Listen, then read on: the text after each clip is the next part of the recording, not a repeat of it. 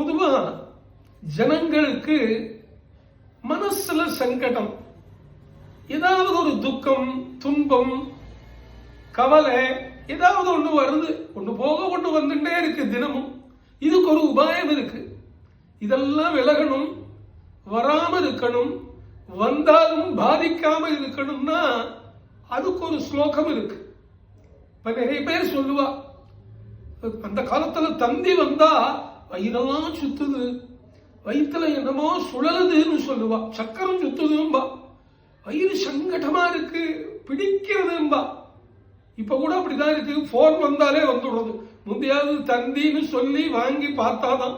இப்பெல்லாம் போன்ல வாட்ஸ்அப்னு வந்தாலே தீர்ந்தது, கவலை வந்துடுறது இல்லையா?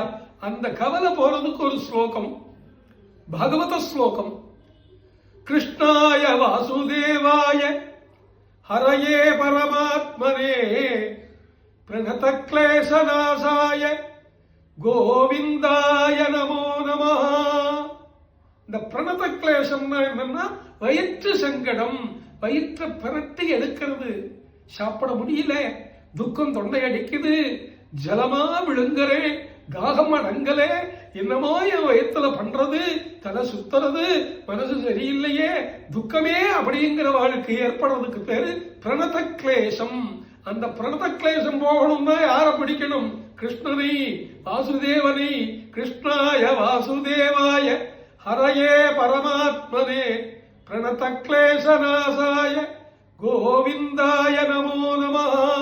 இந்த ஸ்லோகத்தை சொல்லுங்க, சங்கடம் போய்விடும்.